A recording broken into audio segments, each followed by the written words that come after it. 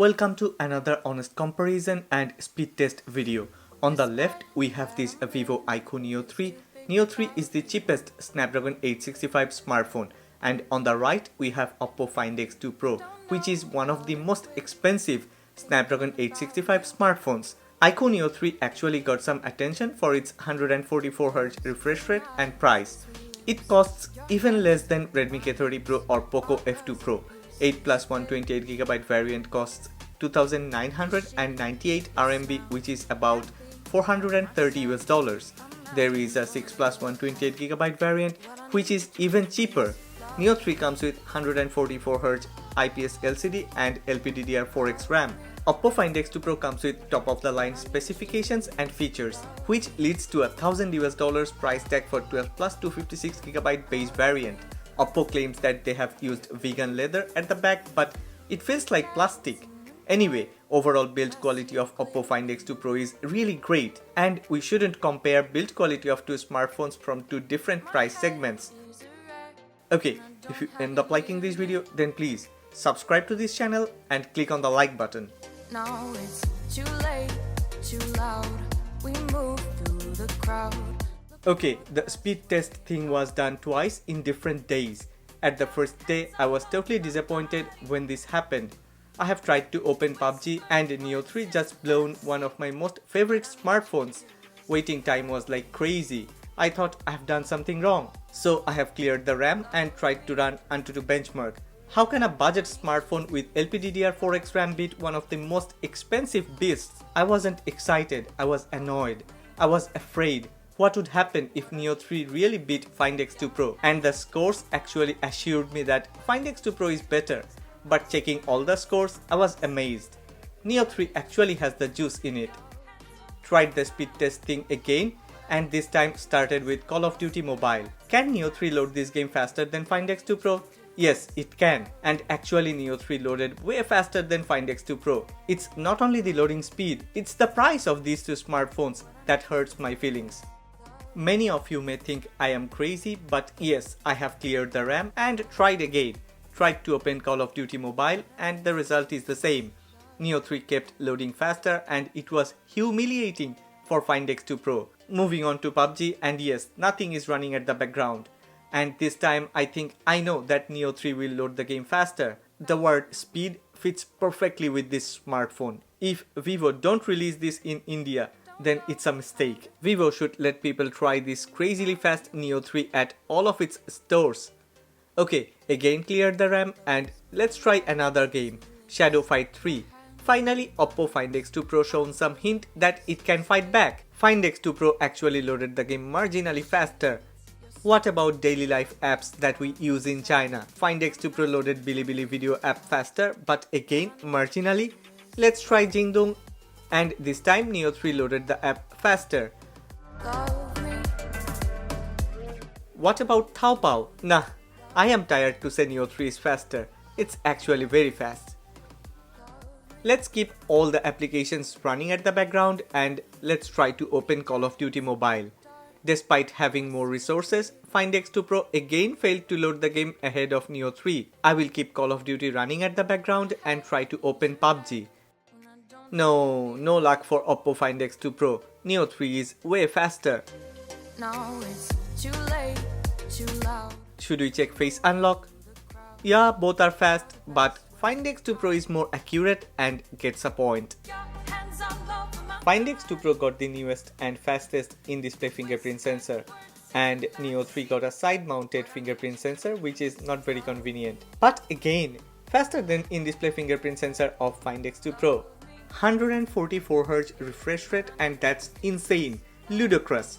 Trust me, you don't need this. Yes, I cannot portray in a video, but in real life, if you try side by side, then you will easily feel that 120Hz on a top quality AMOLED is far better than 144Hz on LCD. Personally, I'm not a fan of curved display, but this one is different. The quality of this display panel, build quality and implementation, altogether Find X2 Pro provides one of the best. It's beyond words. On top, there is nothing but a secondary noise cancellation microphone, and things are similar on both of these two.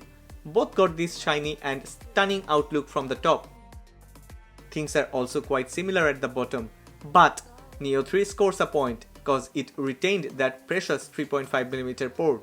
Now, this is obvious that budget devices should have a bigger chin, but the thickness of this chin is really big.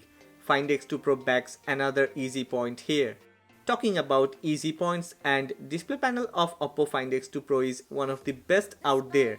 Yes, OnePlus 8 Pro seems to have more DisplayMate records, but as far as I know, Find X2 Pro and OnePlus 8 Pro uses the same display panel. Neo 3 doesn't have any option to beat this with its LCD display panel, but the good thing is it's not as bad as you were expecting. It's actually quite good. Yes, a viewing angle and brightness will let you suffer a bit, but overall it's a good display panel for a budget price tag. Oppo Find X2 Pro supports 120Hz at QHD Plus and HDR10 Plus certified. On the other hand, Neo 3 display is a FHD Plus panel, supports 144Hz and HDR10 certified.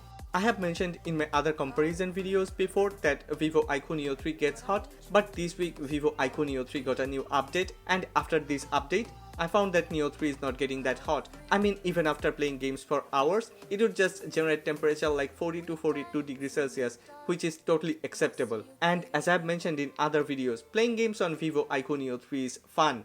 It's really great, and I have tried to play games side by side with OnePlus 8 Pro, Oppo Find X2 Pro, Xiaomi Mi 10 Pro and many other smartphones. I must say, this Vivo Iqoo Neo 3 is not a gimmick, this is really a good gaming smartphone. On the other hand, Oppo Find X2 Pro is a true flagship, and it offers flagship class in-game experience. I cannot say that Oppo Find X2 Pro offers more fluidity, but overall in-game experience is better in Oppo Find X2 Pro.